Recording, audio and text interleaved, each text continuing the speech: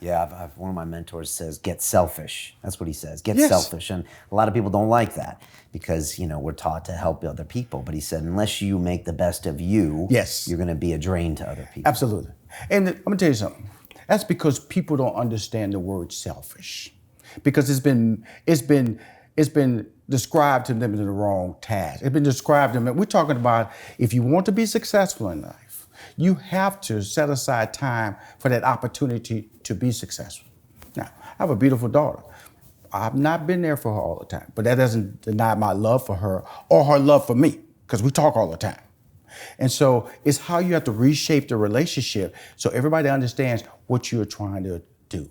And if you're doing something that is cannot be explained, it's like your life. If somebody asks you what you do on a daily basis, you go, I really can't tell you. And you know something, I'm not gonna tell you because I'll be tired telling you. Where if you're a bank teller, and nothing wrong with being a bank teller or IT person or a person who sells, they can tell you exactly what they do. And people understand that. So so when people like us come into play, people who are visionaries, people who are entrepreneurs, people who are entertainers, you have to be selfish because the clock that we work on isn't a normal clock. We may have to do something at 2 a.m. We may have to work 20 hours in a day, which I've done.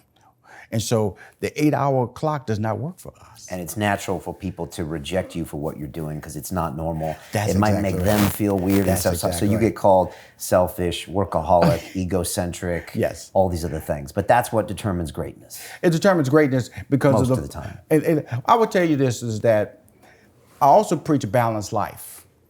Something I didn't have.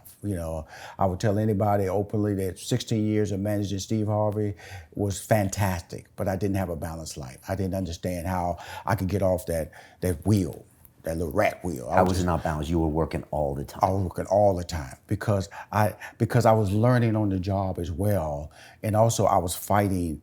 This was a brand I was building by myself. I had my best friend and Steve's best friend as well, attorney Ricky Anderson, but there was no major agency supporting his transition from very popular African-American comedian to the guy he is now, which is world-renowned and crosses all genders as well as racial and lifestyle boundaries. There was nobody there but me.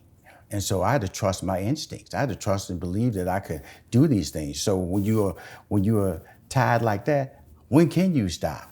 When can you? Because if you do, you might miss some information for the next opportunity.